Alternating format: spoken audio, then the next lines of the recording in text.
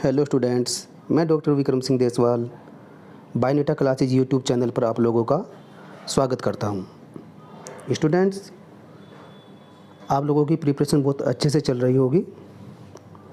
जो अभी हाल में टीजीटी पीजीटी के आपके एग्ज़ाम हुए हैं और अभी आने वाला एग्ज़ाम जो आपका है जीआईसी और उसके बाद फिर एलटी और उधर नीट वाले बच्चों का एग्ज़ाम भी जल्दी आने वाला है।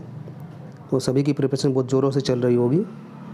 तो उन्हीं बातों को ध्यान में रखते हुए मैं जो कॉम्पिटिटिव पॉइंट ऑफ व्यू से अच्छे कंटेंट है उनके इम्पोर्टेंट क्वेश्चंस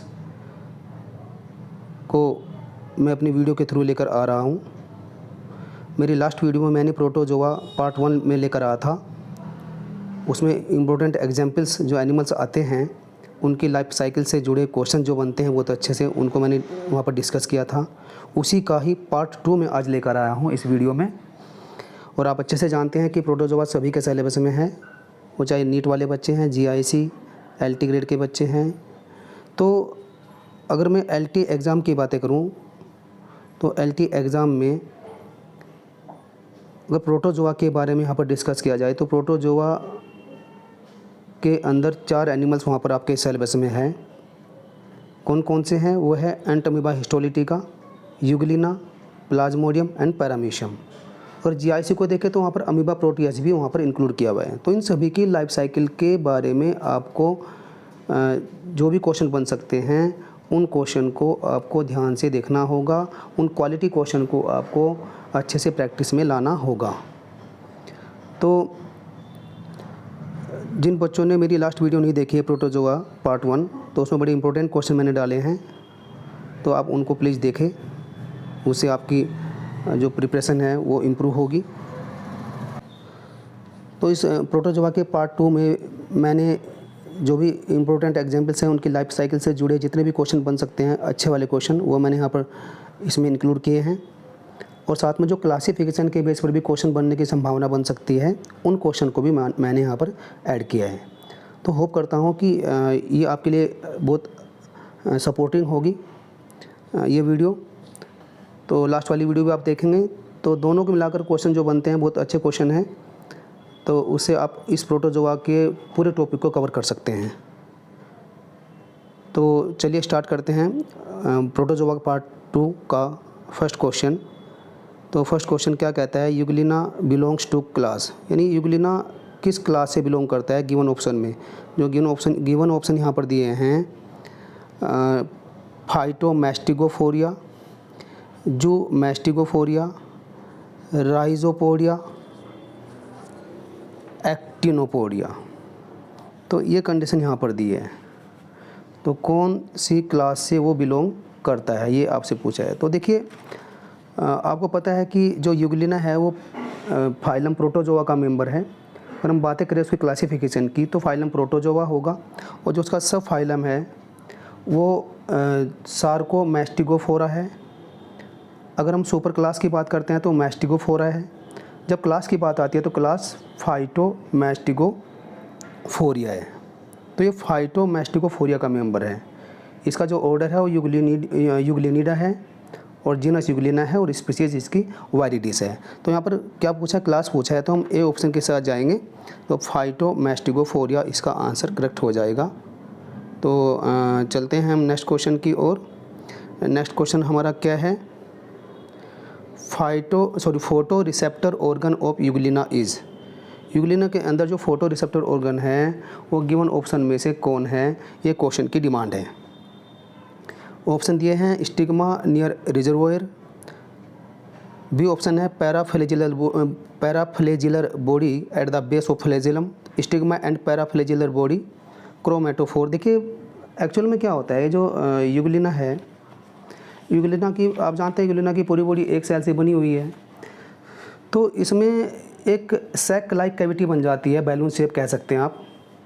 तो उस पूरे कैविटी लाइक स्ट्रक्चर को हम रिजर्वोयर कहते हैं। और 2 फ्लैजेला होते हैं यूग्लिना के अंदर, बट एक फ्लैजेला हाईली एलोंगेट हो जाता है लॉन्गिट्यूडिनली, और वही लोकोमोशन का काम करता है।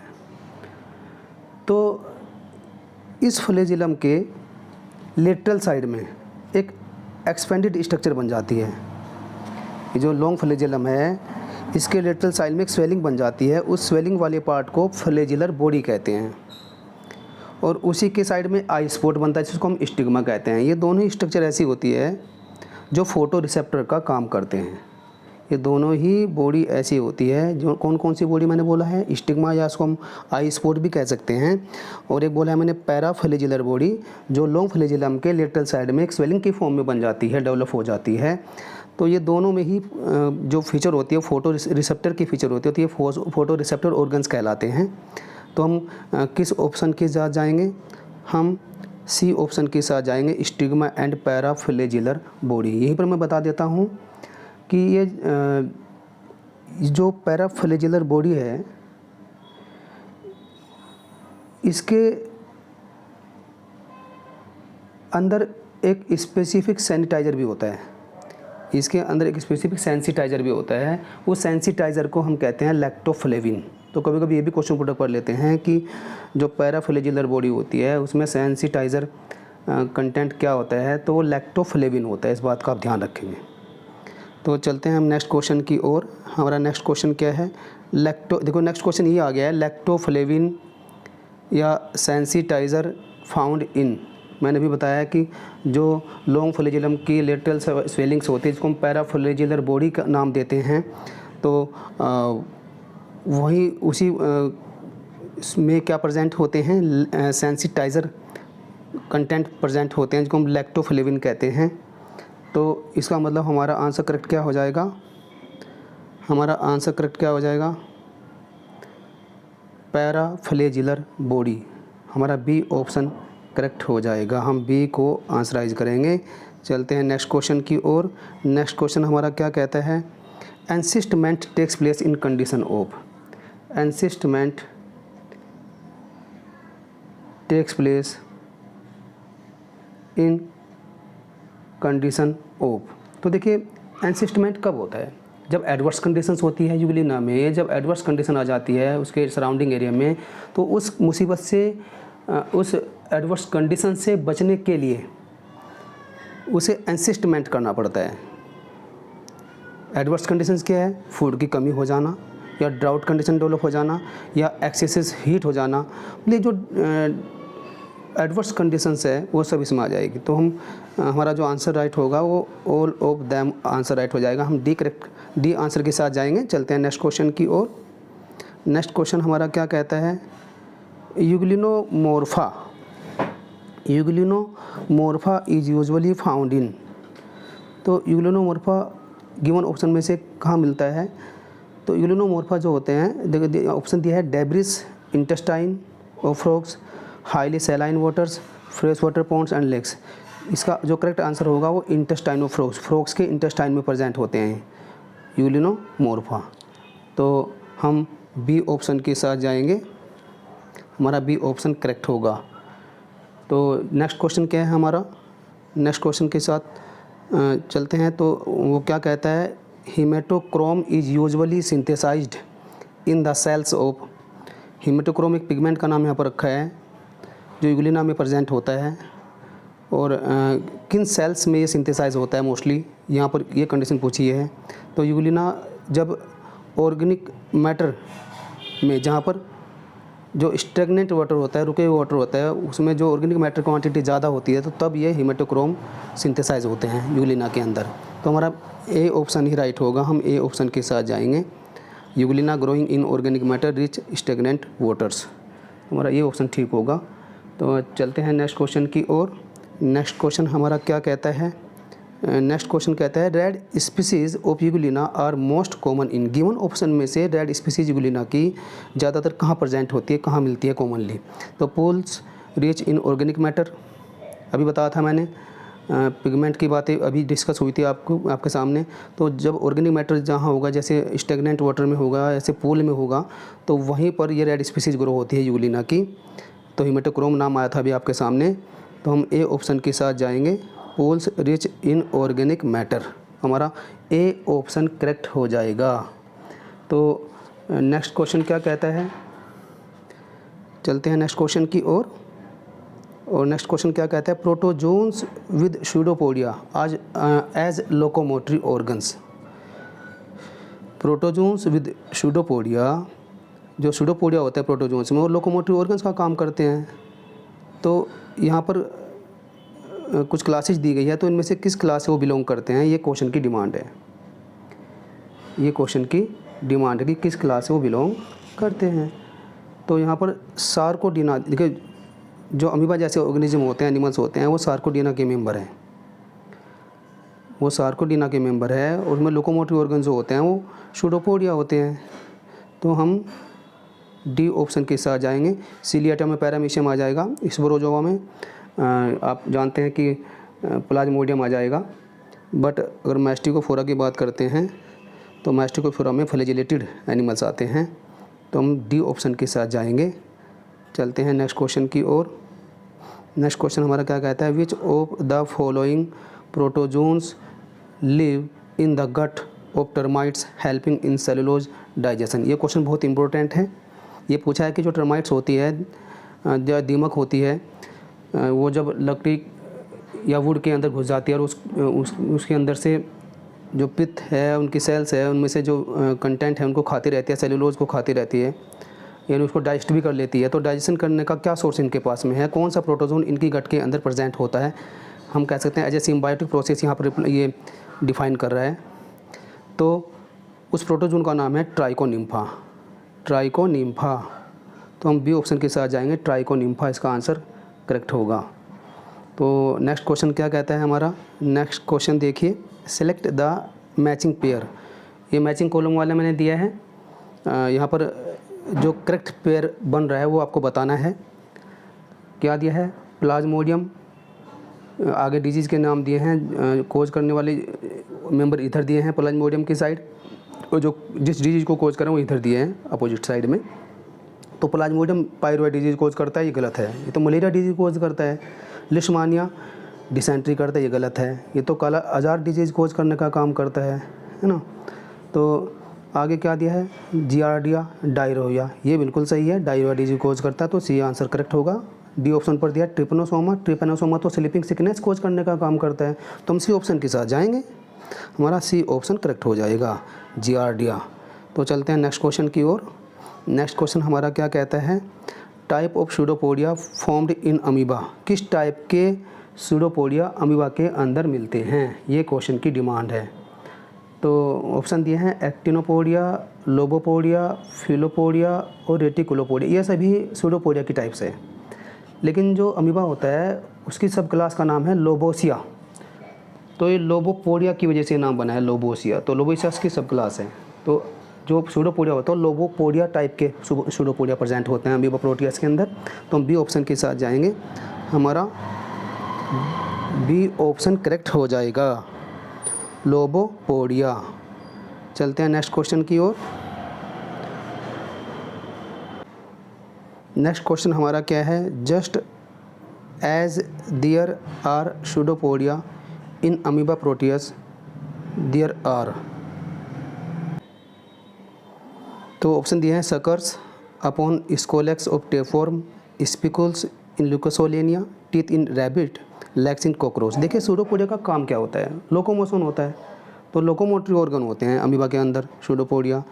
तो लोकोमोटरी इनमें से कौन है, लेग्स इन कॉकरोच, ऐसे बिहेव कर रहे हैं, वो चलने में मदद करते हैं। तो हमारा आंसर क्या करेक्ट हो जाएगा, हमारा आंसर करेक्ट क्या हो जाएगा, हम डी ऑप्शन के साथ जाएंगे, लेग्स इन कॉकरोच। चलते हैं नेक्स्ट क्वेश्चन की ओर।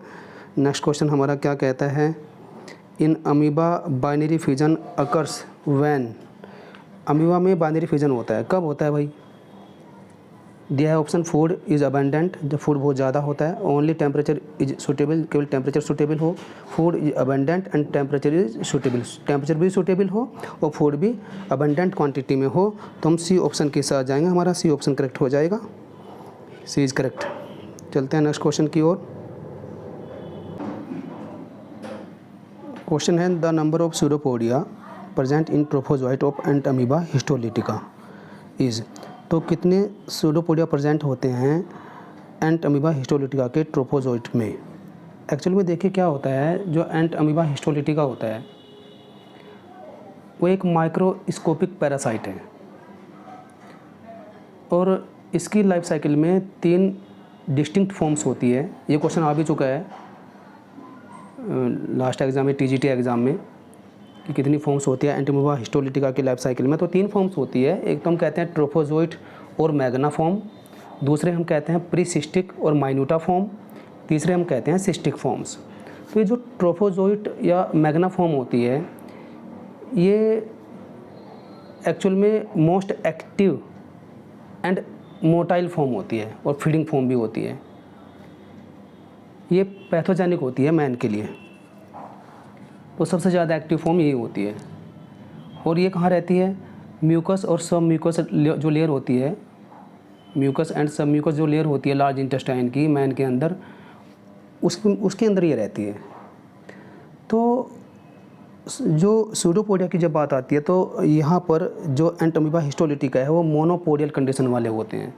दैट मीन्स यहाँ पर एक सिंगल सूडोपोडियम प्रेजेंट होता है ट्रोफोजोइट के अंदर, जो इसको फॉरवर्ड फ्लो करने में यानी फॉरवर्ड फ्लोइंग मूवमेंट में हेल्प करता है। ये जो मूव करता है वो फॉरवर्ड फ्लोइंग मूवमेंट को जब सपोर्ट करता है। और इस तरह का जो मूवमेंट आता है वो जो लाइमेक्स स्पीसीज़ होती है, गार्डन स्लग भी उनको कहते हैं, लाइमेक्स स्पीसीज़, उनकी क्रोलिंग भी इस तरह से होती है। तो इसलिए ऐसे टाइप के मूवमेंट को हम लाइमेक्स टाइप मूवमेंट भी कहते हैं, लाइमेक्स टाइप मूवमेंट भी कहते हैं। तो सूडोपोडियम का नंबर केवल 1 होगा, ये मोनोपोडियल होते हैं। तो हम जो आंसर यहाँ पर टिक करेंगे वो फर्स्ट ऑप्शन हमारा राइट होगा, 1 सूडोपोडियम होता है केवल। चलते हैं नेक्स्ट क्वेश्चन की ओर। क्वेश्चन है the excretion of Entamoeba histolytica takes place by, किसके थ्रू यहाँ पर एंटीमोबा हिस्टोलिटिका में एक्सक्रीशन की प्रोसेस होती है। तो देखिए, आप जानते हैं कि एंटीमोबा हिस्टोलिटिका जो है उसमें कॉन्ट्रैक्टाइल वैक्यूल प्रेजेंट नहीं होती है, सी वो ओस्मो रेगुलेशन या एक्सक्रीशन इसके थ्रू तो नहीं करेगा। तो यहाँ पर जनरल बॉडी सरफेस के थ्रू ही वो एक्सक्रीशन की प्रोसेस को फॉलो करता है, एक्सचेंज करता है गैसेज का, एक्सक्रीशन करता है, वेस्ट कंटेंट को रिलीज आउट करने का काम भी अपनी बॉडी सरफेस के थ्रू ही करते हैं। तो हम सी ऑप्शन के साथ जाएंगे।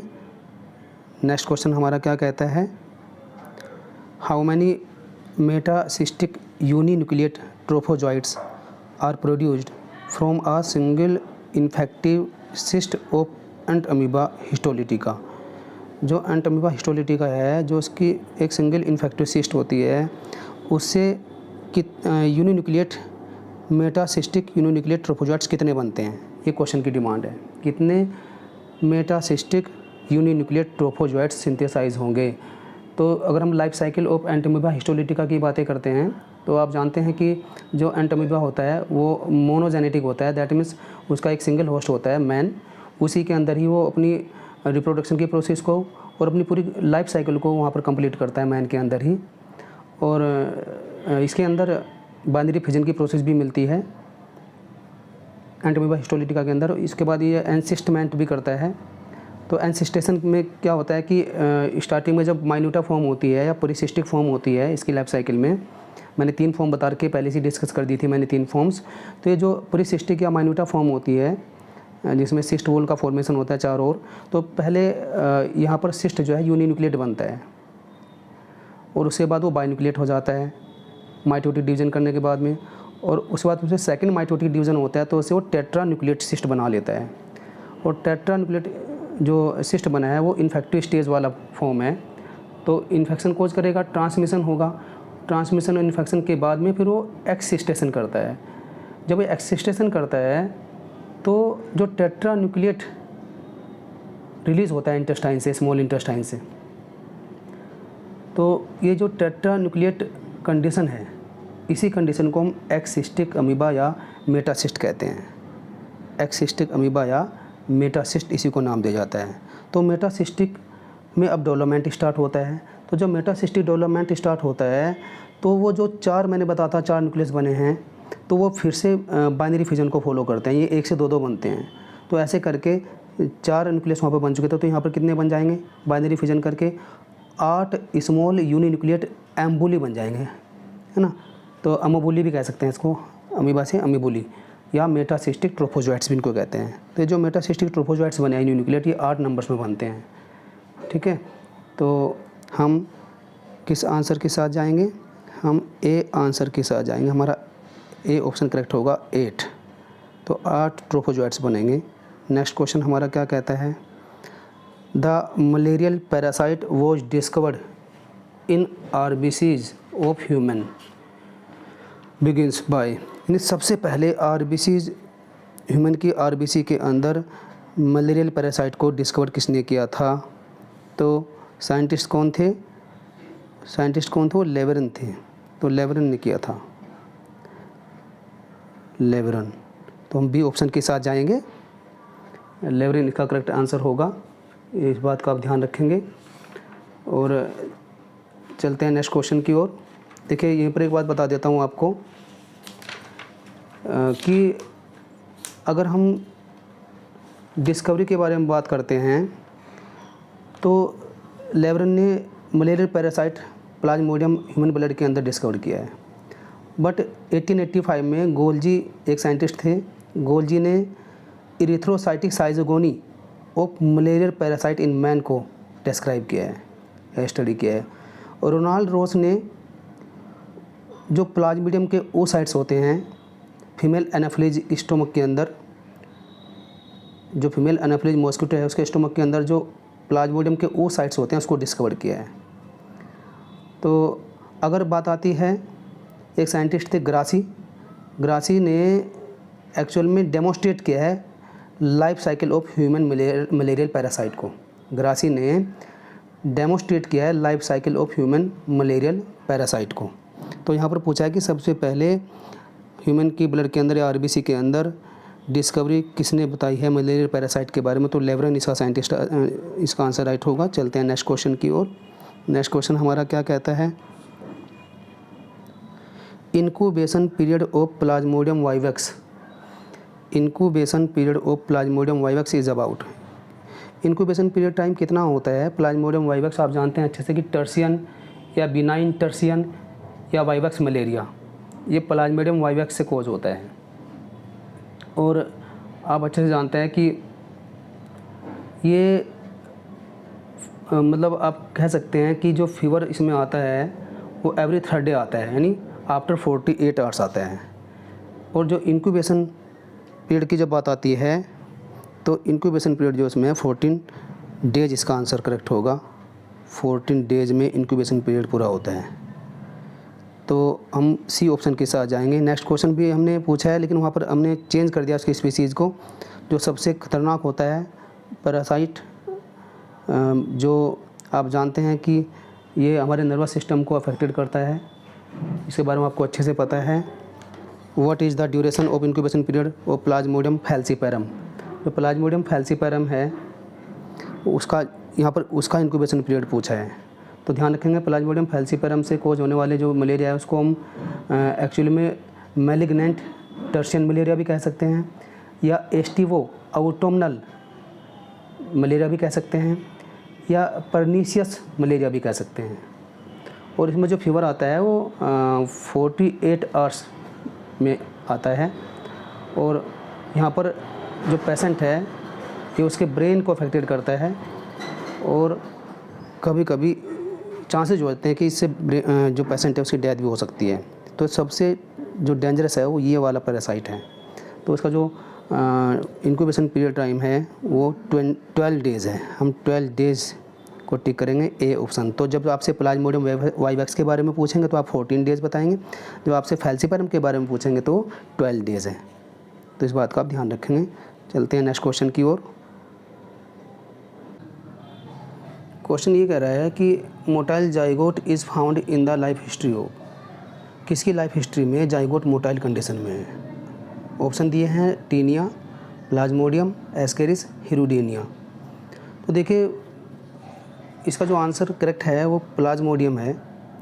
प्लाज्मोडियम के बारे में आपको जानकारी होनी चाहिए कि जब गट या स्टोमक के अंदर मॉस्किटो फीमेल एनाफिलीज के गट के अंदर जब मेल गैमेट्स और फीमेल गैमेट्स यानी micro gametes and mega gametes, micro gametes that is male gamete और mega gamete that is female gamete, इन दोनों का फ्यूज़न होता है, फर्टिलाइजेशन होता है, तो जाइगोट का फॉर्मेशन होता है। तो जाइगोट जब फॉर्मेशन होता है यहाँ पर इनिशियली जाइगोट जो होता है वो राउंडेड फॉर्म में होता है और मोटाई लेस होता है, बट आफ्टर सम टाइम ये इलोंगेट हो जाता है, वर्मी फॉर्म हो जाता है एंड मोटाइल हो जाता है और रिगलिंग या ग्लाइडिंग मूवमेंट को शो करता है, रिगलिंग या ग्लाइडिंग मूवमेंट को शो करता है। तो अब हम इस जाइगोट को वर्मीकूल या उकाई नीट कहते हैं, वर्मीकूल या उकाई नीट कहते हैं इसको हम, इस जाइगोट को। अब जब ये मोटाइल फॉर्म में हो गया है, प्लाज्मोडियम की लाइफ साइकिल में ऐसा होता है। तो और ये हम कह सकते हैं कि जब ये उकाई नीट की बात अगर हम करते हैं तो इससे जो नेक्स्ट स्टेज फॉर्म होगी वो एनसिस्टमेंट होगा। मतलब ये जो उकाई नीट था ये पेनिट्रेट करेगा, स्टोमक की वॉल के थ्रू ये पेनिट्रेट कर जाएगा और वहाँ पर जाकर ये अपने चारों ओर एक सिस्ट वॉल का फॉर्मेशन कर लेगा। अब इस उकाई नीट को हम ओसिस्ट या स्पोरोंट कहते हैं, ओसिस्ट या स्पोरोंट इसको नाम देते हैं। अब ओसिस्ट या स्पोरोंट के बाद में जो स्टेज आएगी वो स्पोरोगोनी आएगी। तो स्पोरोगोनी में क्या होगा कि ओसिस्ट जो है वो एसेक्सुअली मल्टीप्लाई होगा और उसी प्रोसेस को हम स्पोरोगोनी कहते हैं। और उसी के दौरान फिर बहुत सारे नंबर्स में स्पोरोजॉइट्स का प्रोडक्शन होता है। हर एक ओसिस्ट से बहुत सारा नंबर्स किसका बनता है, स्पोरोजॉइट्स का बनता है। तो वो जो स्पोरोजॉइट्स होते हैं वो सैलिवरी ग्लैंड्स में आ जाते हैं और सैलिवरी ग्लैंड्स के थ्रू जो फीमेल एनाफिलीज होती है वो फिर मैन के अंदर उसको इंड्यूस कर देती है और उस प्लाज्मोडियम को उसमें इंडक्शन कर देती है उसका डिजीज़ कोज करने के लिए। तो मेरी लाइफ साइकिल में इस तरह की चीज़ें होती है जो आपको जाननी पड़ेगी, उसको देखना होगा। तो मैंने थोड़ा सा समराइज़ कर दिया इन चीज़ों को। लेकिन यहाँ पर क्वेश्चन ये पूछा है कि मोटाइल जाइगोट कहाँ फाउंड होता है, किसकी हिस्ट्री में लाइफ फाउंड होता है, मतलब किसकी हिस्ट्री में फाउंड होता है। तो प्लाज्मोडियम इसका आंसर आ जाएगा और वहाँ पर इलोंगेटेड हो जाता है, मोटाइल फॉर्म में आ जाता है। उसको मैंने बता भी है कि उस समय पर उसको हम वर्मीकूल या उकाई नीट कहते हैं। तो हमारा जो आंसर करेक्ट होगा, हम किस आंसर के साथ जाएंगे, हम बी आंसर के साथ जाएंगे, प्लाज्मोडियम। नेक्स्ट क्वेश्चन क्या कहता है, नेक्स्ट क्वेश्चन देखिए, कंसिडर द फॉलोइंग स्टेज। यहाँ पर 4 ऑप्शन दिए हैं, पूछा है कि in the life history of malarial parasite, Plasmodium के बारे में पूछा है। करेक्ट सीक्वेंस क्या होगा यहाँ पर, मॉस्किटो ये स्टेजेस जो है वो मॉस्किटो होस्ट के अंदर होती है। तो यहाँ पर जो लाइफ साइकिल में जो मेन सीक्वेंस है वो क्या होना चाहिए। तो देखिए यहाँ पर आप देखते हैं कि जाइगोट दिया है, उकाई नीट दिया है, ओसिस्ट दिया है, स्पोरोजॉइट दिया। मैंने अभी बताया कि पहले जाइगोट बनेगा, फिर उकाई नीट बनेगा और उसके बाद ओसिस्ट बनेगा, फिर स्पोरोजॉइट बनेगा। अभी मैंने बताया, इस बारे में डिस्कस किया है। तो हम सी ऑप्शन के साथ जाएंगे, हमारा सी आंसर करेक्ट हो जाएगा। 1 2 3 4। चलते हैं नेक्स्ट क्वेश्चन की ओर। नेक्स्ट क्वेश्चन हमारा क्या कहता है, Leishmania is intercellular parasite. Leishmania जो है वो इंटरसेलुलर पैरासाइट है। किसका पैरासाइट है इंटरसेलुलर पैरासाइट? ल्यूकोसाइट दिया है, हेपेटिक सेल दिया है, सेल्स ऑफ स्प्लीन दिया है और ऑल ऑफ द अबव दिया है। तो लिस्मानिया इन गिवन ऑप्शन में से किसका इंट्रासेलुलर पैरासाइट है, किन सेल्स के अंदर वो एज ए पैरासाइट परफॉर्म करता है? तो ल्यूकोसाइट में भी करता है, हेपेटिक सेल्स में भी करता है, यानी लिवर की सेल्स में, और स्प्लीन की सेल्स में भी करता है। तो हमारा डी ऑप्शन करेक्ट हो जाएगा, हम डी ऑप्शन के साथ जाएंगे। चलते हैं नेक्स्ट क्वेश्चन की ओर। नेक्स्ट क्वेश्चन हमारा क्या कहता है, due to infection of Leishmania occur. Leishmania के इन्फेक्शन से जो गिवन ऑप्शन है वो क्या होने की संभावना है, ये क्वेश्चन की डिमांड है। तो देखिए मैं आपको बता देता हूँ, due to infection of Leishmania occur, इसका ऑप्शन डी राइट होगा। कालाजार होगा, ओरिएंटल सोर भी होगा और एस्फोडिया होगा। एस्फोडिया भी इसी से होता है, आपको ये बात पता होना चाहिए। मैं देखिए एक्चुअल में क्या है कि जो लिस्मानिया ट्रोपिका है, लिस्मानिया ट्रोपिका से मैंने लास्ट वाली जो मेरी वीडियो थी प्रोटोजोआ पार्ट 1 में, उसमें मैंने डिस्कस किया था। लिस्मानिया ट्रोपिका से ओरिएंटल सोर, जिसको हम स्किन लीजन्स भी कहते हैं, ये कोज हो जाता है। उसका स्पीसीज का नाम क्या है, लिस्मानिया ट्रोपिका। और आप जानते हैं कि जो एस्पुंडिया है, मोस्टली ब्राज़ील में या पेरू में देखा गया है इस तरह का प्रॉब्लम। तो लिस्मानिया ब्रेजिलेंसिस स्पीसीज से ही होता है एस्पुंडिया। और जो कालाजार आप जानती हैं लिस्मानिया डोनोवनी, तो कालाजार या इसको दमदम फीवर भी कहते हैं, डमडम फीवर। तो ये कालाजार जो डिजीज़ होती है वो लिस्मानिया डोनोवनी से होती है। तो मतलब लिस्मानिया की सभी लिस्मानिया की अलग अलग स्पीसीज से डिजीज़ कोज होती है। तो जीनस एक ही है लिस्मानिया। तो हम डी ऑप्शन के साथ जाएंगे। मैंने बता दिया एस्पुंडिया किससे होता है, लिस्मानिया ब्रेजिलेंसिस से होता है। लिस्मानिया ट्रोपिका से क्या होता है, ओरिएंटल सोर। और कालाजार किससे होता है, लिस्मानिया डोनोवनी। तो चलते हैं नेक्स्ट क्वेश्चन की ओर। नेक्स्ट क्वेश्चन हमारा क्या कहता है, pseudopodia are formed in an amoeba. Option दिए हैं, when it comes in contact with the food particle, by the movement of the surrounding water, by exchange of salts with medium, by sol gel transformation of cytoplasm. मतलब जो pseudopodia form होते हैं, develop होते हैं amoeba के अंदर, वो किस कंडीशन में डेवलप होते हैं, कौन सी सिचुएशन डेवलप होती है। तो देखिए यहाँ पर एक कॉन्सेप्ट था सोल जेल थ्योरी, उसको सबसे पहले जो फॉरवर्ड किया है वो हाइमन ने किया है 1917 में, हाइमन। लेकिन उसको फिर बाद में सपोर्ट किया है पेंटिन एंड मास्ट ने। तो सोल एंड जेल ट्रांसफॉर्मेशन जो है साइटोप्लाज्म का, वो सूडोपोडिया को फॉर्म करता है, डेवलप करता है अमीबा के अंदर। तो हमारा डी ऑप्शन राइट हो जाएगा। D option is correct, by sol gel transformation of cytoplasm. ये थ्योरी सपोर्ट करती है सूडोपोडिया के फॉर्मेशन के लिए। तो हम डी ऑप्शन के साथ जाएंगे।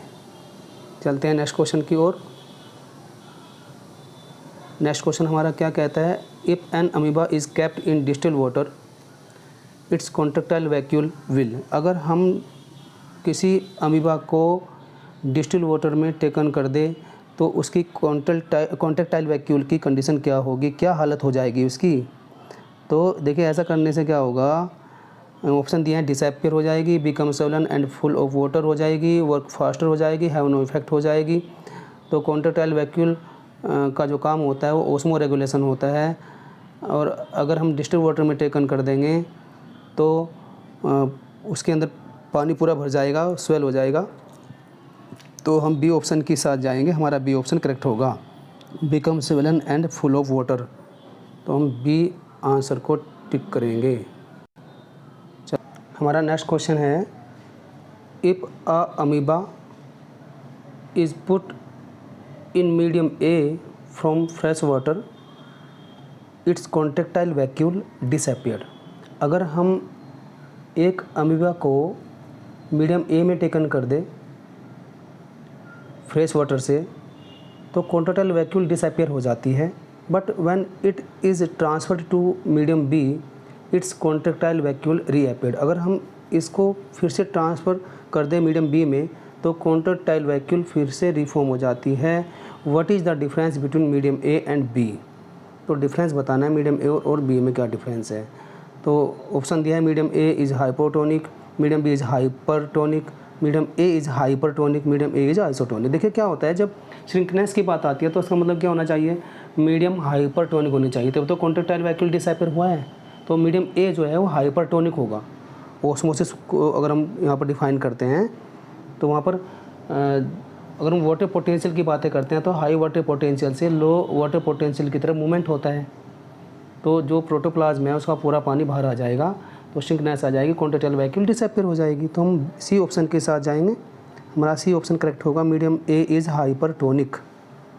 तो चलते हैं नेक्स्ट क्वेश्चन की ओर। नेक्स्ट क्वेश्चन हमारा क्या कहता है, what happens if you cut an amoeba in half. अगर हम एक अमीबा को हाफ कट कर दे तो कंडीशन क्या होगी, both halves will move away and live normally. दोनों आप एक दूसरे से अलग अलग हो जाएंगे, नॉर्मली लीव करेंगे, ऐसा बिल्कुल नहीं है। One side will get the nucleus, एक साइड में न्यूक्लियस होगा, दूसरी साइड में न्यूक्लियस नहीं होगा, तो the side without the nucleus will die. तो न्यूक्लियस के बिना वो वाली साइड डैमेज हो जाएगी, डाई ऑफ हो जाएगी, मर जाएगी। तो हम बी ऑप्शन के साथ जाएंगे, हमारा बी ऑप्शन करेक्ट होगा।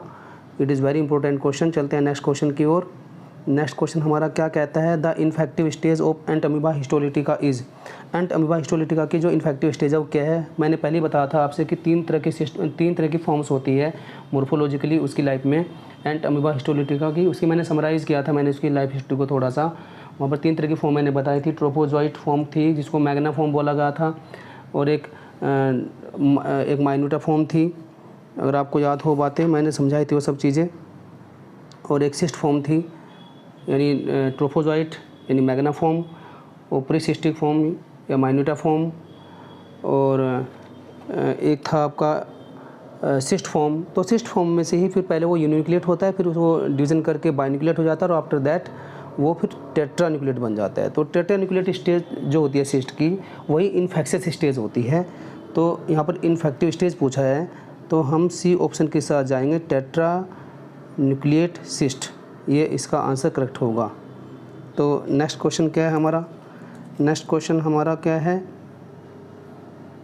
इन Entamoeba histolytica the normal trophozoites are called. जो नॉर्मल ट्रोफोजॉइट्स होते हैं मैंने पहले बताया था कि मैग्ना फॉर्म को ट्रोफोजॉइट्स कहते हैं, जो मोटाइल फॉर्म में होते हैं, सबसे एक्टिव फॉर्म होती है, मोस्ट एक्टिव फॉर्म है, मोटाइल फॉर्म है, इसको मैग्ना फॉर्म भी कहते हैं। तो हम डी ऑप्शन के साथ जाएंगे, हमारा डी ऑप्शन करेक्ट हो जाएगा।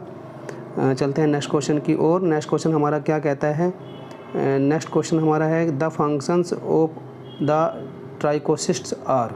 देखिए ट्राइकोसिस्ट जो होते हैं वो सिलिएट्स में मिलते हैं, पैरामीशियम में ऐसा केस देखा गया है। तो इनमें साफ्ट होता है, स्टोक होता है, साफ्ट का जो अंदर का फाइब्रस पार्ट होता है उसमें जो मांस होता है वो ट्राइकिनिन प्रोटीन का बना होता है, और ट्राइकोसिस्ट जो होते हैं वो ऑफेंस डिफेंस का काम भी करते हैं, और ये रेस्टिंग कंडीशन को अटेन करने का काम भी करते हैं, और नार्कोटिसिंग प्रे भी ये करते हैं। तो डी ऑप्शन हमारा करेक्ट हो जाएगा, सभी ऑप्शन राइट है, हम डी ऑप्शन के साथ जाएंगे।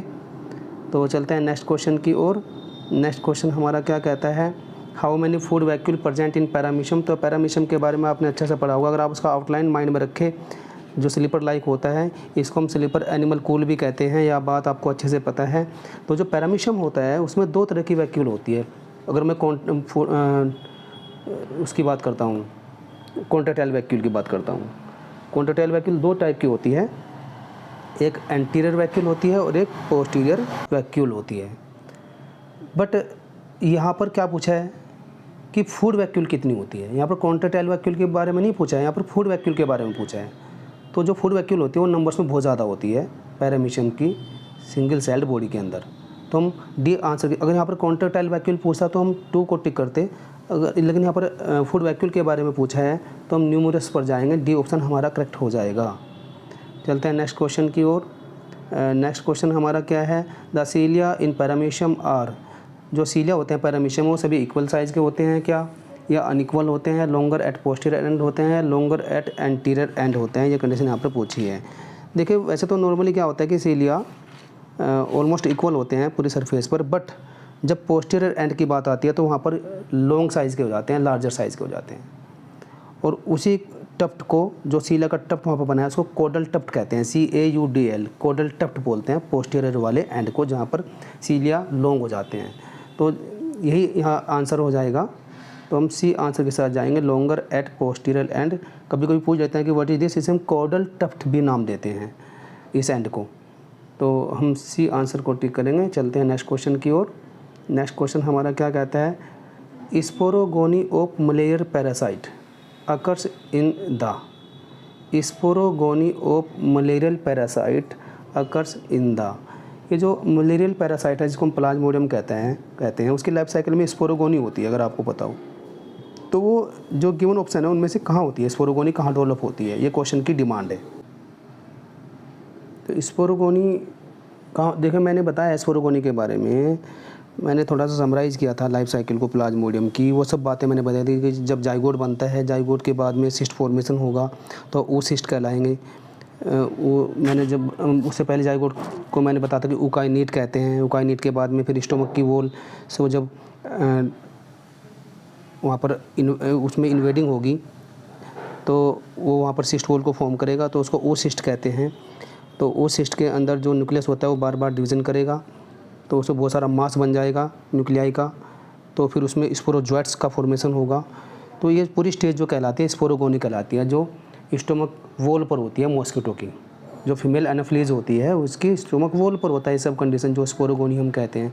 स्पोरोगोनी के दौरान फिर एट लास्ट क्या होता है, स्पोरोजॉइट्स बन जाते हैं जो सर्विकल ग्लैंड्स में एंटर कर जाते हैं, और सर्विकल ग्लैंड्स के थ्रू जब बाइटिंग करते हैं फीमेल एनाफिलीज तो ये ब्लड के अंदर उसको ट्रांसफ़र कर देते हैं इन स्पोरोजॉइट्स को। इन्फेक्शियस स्टेज स्पोरोजॉइट्स ही होती है, तो वो पहले लिवर में एंटर करता है, तो लिवर में वो सब बात आपको पता है, परी इरिथ्रोसाइटिक साइजोगोनी होगा, एक्जो इरिथ्रिक साइजोगोनी होगा, उसके बाद फिर आरबीसीज में एंट्री होगा, वहाँ पर इरिथ्रोसाइटिक साइजोगोनी स्टार्ट हो जाएगी।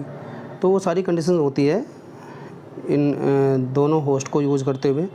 तो हम कह सकते हैं कि यहाँ पर अगर हम स्पोरोगोनी की बातें करते हैं तो स्टोमक वॉल ऑफ मॉस्किटो इसका आंसर राइट हो जाएगा। हम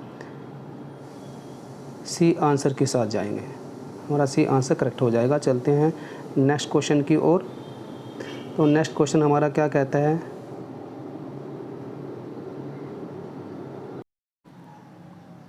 नेक्स्ट क्वेश्चन है a person suffering from a disease caused by Plasmodium experiences recurring chill and fever at the time when. जो पर्सन सफ़र कर रहा है प्लाज्मोडियम से होने वाली डिजीज़ यानी मलेरिया से, तो उसे कभी है फीवर है एक टाइम पर, तो किस समय पर ऐसी कंडीशन बन सकती है। The sporozoites released from RBC are being rapidly killed and broken down inside spleen. The sporozoites reach maximum growth and give out certain toxins. The parasite after its rapid multiplication inside RBCs ruptures them. पहले RBCs rupture होगी multiplication के बाद, और releasing the stage to enter fresh, और फिर नई RBCs को affected करेगी। तो ये आंसर इसका राइट होगा, हम सी आंसर के साथ जाएंगे, हमारा सी आंसर करेक्ट होगा। चलते हैं नेक्स्ट क्वेश्चन की ओर। और नेक्स्ट क्वेश्चन हमारा क्या कहता है, certain stages of Plasmodium vivax may survive for a long period in the liver of man as dormant stage and on reactivation enter into one of the following cycles। तो देखिए यहाँ पर condition ये दी है कि जो प्लाज्मोडियम वाइवेक्स है उसकी बहुत सारी स्टेजेस है, वो लॉन्ग टाइम तक सर्वाइव करती है लिवर के अंदर एज ए डोरमेंट स्टेज, और रीएक्टिवेशन होता है, एंटर होती है into one of the following cycles. तो किस साइकिल में उसको काउंट करेंगे हम। तो जो ऑप्शन दिए हैं, जो यहाँ पर ऑप्शन दिए हैं, exoerythrocytic schizogony, erythrocytic schizogony, cycle of Ross, gametogony. तो उस कंडीशन को हम इरिथ्रोसाइटिक साइजोगोनी कहते हैं। जब वो उसमें किस साइकिल में एंट्री करेगी, लिवर के बाद वो आरबीसीज में एंट्री करती है, तो वहाँ पर रिएक्टिवेट होती है, तो हम इरिथ्रोसाइटिक साइजोगोनी आंसर देंगे। तो हमारा बी ऑप्शन राइट हो जाएगा, हम बी ऑप्शन के साथ जाएंगे, इरिथ्रोसाइटिक साइजोगोनी। चलते हैं नेक्स्ट क्वेश्चन की ओर। और नेक्स्ट क्वेश्चन हमारा क्या है, which parasite is present in seminal vesicle of earthworm. बहुत इंपॉर्टेंट क्वेश्चन है। विच पैरासाइट, कौन सा पैरासाइट ऐसा है जो सेमिनल वेसिकल के अंदर प्रेजेंट होता है, अर्थवर्म के केचुए के सेमिनल वेसिकल के अंदर फाउंड होता है। तो आंसर क्या होगा, ए आंसर राइट हो जाएगा, मोनोसिस्टिस होता है, मोनोसिस्टिस। तो हम ए ऑप्शन के साथ जाएंगे, मोनोसिस्टिस इसका आंसर करेक्ट होगा। चलते हैं नेक्स्ट क्वेश्चन की ओर। Euglenoid species, euglenoid species that have chlorophyll are. जो यूग्लिना की जो स्पीसीज़ होती है, यूग्लिनोइड में जो आते हैं जिनमें क्लोरोफिल प्रेजेंट होता है, उनको हम क्या बोलते हैं। ऑप्शन दिया है obligate autotrophs, obligate heterotrophs, facultative autotrophs, facultative heterotrophs. देखिए हम बता भी चुके हैं कि जो यूग्लिना कैटेगरीज होती है उनमें दोनों कैरेक्टर मिलते हैं, प्लांट्स के भी और एनिमल्स के भी। उन्होंने बोला है कि उनके पास क्लोरोफिल प्रेजेंट है यूग्लिनोइड स्पीसीज़ के पास में, तो फूड बना सकते हैं। और इनकेस अगर लाइट प्रॉपर नहीं मिल पाएगी, शेडी प्लेसेज में आएगा, अंधेरे में आएगा, डार्क केसेज में आएगा, तो वो तब एनिमल की तरह बिहेव करेगा, उसका क्लोरोप्लास्ट डैमेज हो जाएगा या डिजनरेट हो जाएगा, तो उसका मतलब वो दोनों कंडीशन में सर्वाइव कर रहा है, तो हम फैकल्टेटिव ऑटोट्रोप्स उसको आंसर देंगे। फैकल्टेटिव ऑटोट्रोप्स आंसर राइट हो जाएगा। तो हम सी ऑप्शन के साथ जाएंगे, फैकल्टेटिव ऑटोट्रोप्स। चलते हैं नेक्स्ट क्वेश्चन की ओर। नेक्स्ट क्वेश्चन क्या है, साइजोगोनी of Plasmodium occurs. साइजोगोनी of Plasmodium occurs. तो प्लाज्मोडियम का जो साइजोगोनी होता है वो कहाँ होता है, ये क्वेश्चन की डिमांड है। ऑप्शन दिए हैं liver of human, liver of parasite, WBC of human, intestine of parasite. जो साइजोगोनी होती है वो एक्चुअली लीवर और RBC दोनों में होती है। अगर हम लीवर की बातें करें तो वहाँ पर प्री इरिथ्रोसाइटिक साइजोगोनी होती है और एक्सो इरिथ्रोसाइटिक साइजोगोनी होती है।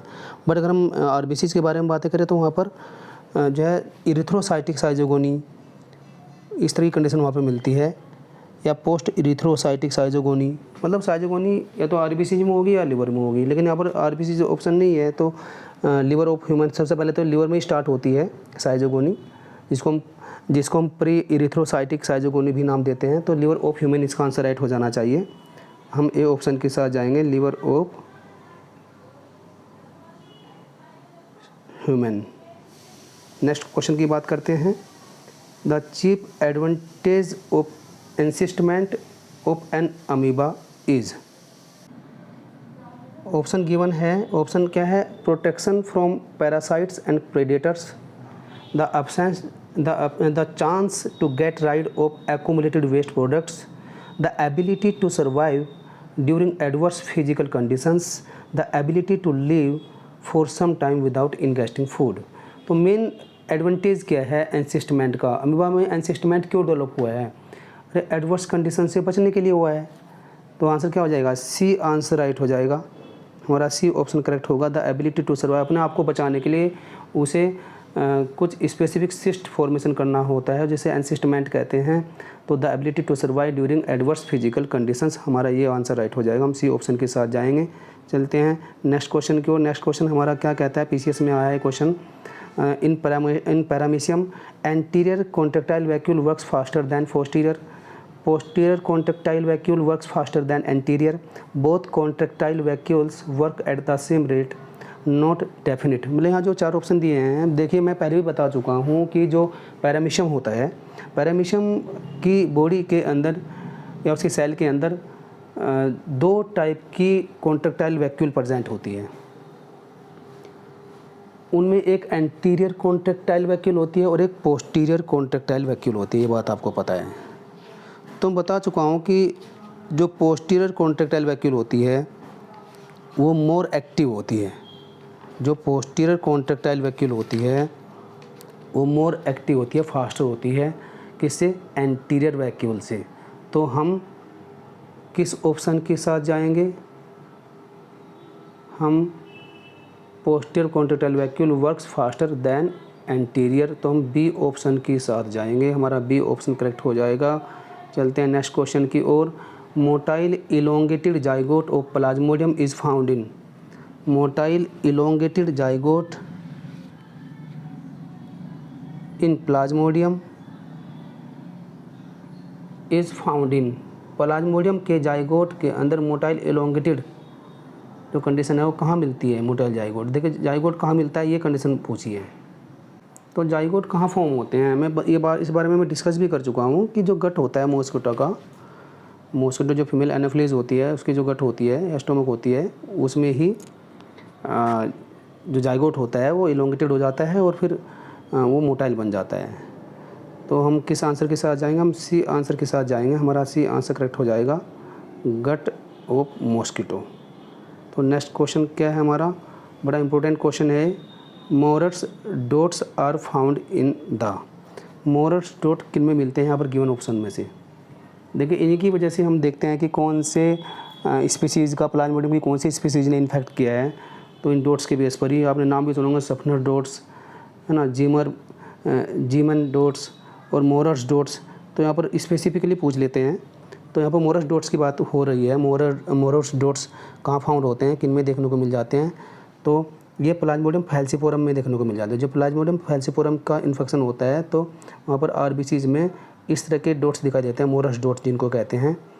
तो जब उनको हम स्टेन करते हैं तो उन डॉट्स को मोरस डॉट्स कहते हैं जो प्लाज्मोडियम फैल्सीपेरम के इन्फेक्शन का एक प्रेजेंटेशन है। तो हम डी ऑप्शन के साथ जाएंगे, हमारा डी ऑप्शन करेक्ट होगा, प्लाज्मोडियम फैल्सीपेरम। तो मैं यहीं पर मैं बताकर चलता हूँ आपको, अगर जीमन डॉट्स पूछते हैं आपसे तो जीमन डॉट्स के लिए जो आंसर हो जाता प्लाज्मोडियम मैलेरी।